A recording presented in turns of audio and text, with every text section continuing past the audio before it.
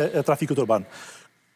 Trafiku urban është si keq menaxhim i komunës së Prishtinës për blokadën e buxhetit muj më fol veçmas. Po, veç Kjo nuk ka të bëjë me bllokimin e buxhetit në qeveri. Nëse mundemi me pa në LED një njoftim të trafikut urban nga tableti, është njoftim i muajit nëntor, data 21, trafiku urban nuk alarmon për situatë të dobët financiare. I ka pas punë të keq, nuk ka ka pas punë të keq. Përgjigjet interesimit vazhdueshëm të lidhur me performancën financiare ndërmarrjes, NPK Trafiku Urban vazhdon të operojë me bilanc pozitiv dhe me stabilitet të qëndrueshëm financiar, edhe e tregon bilancin e 9 muajve të parë të këtij viti, duke treguar që të hyrat totale janë mbi 7.3 milion euro, shpenzimet operative mbi 6.2 milion, shpenzimet financiare 193.000 dhe shpenzimet e zhvlerësimit 820.000.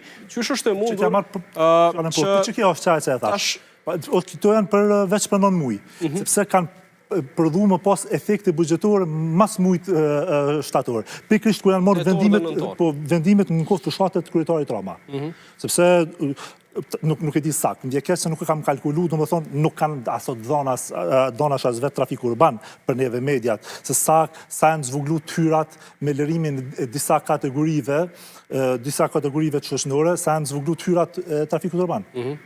Ose sa janë zvoglu hyrat me pastaj edhe me 100 punësum të shtesë.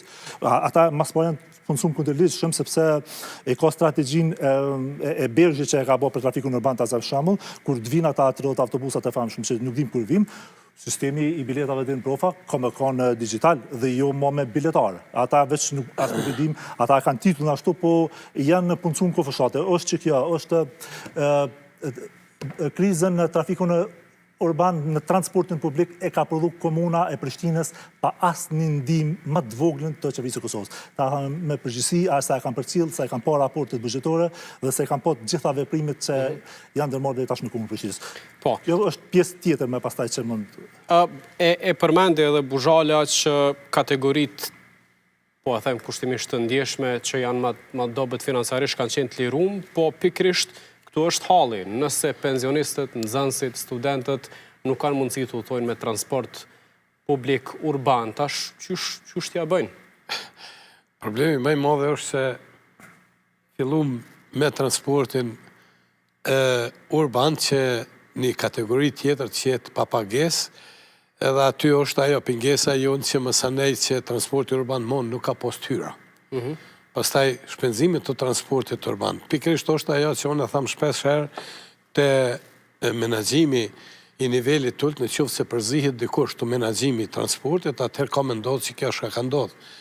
Vjen një urdhër, edhe i thotë që kjo kategori ka më konë pa pagesë, pikërisht është ajo që ty t'i zvogëlon hyrat.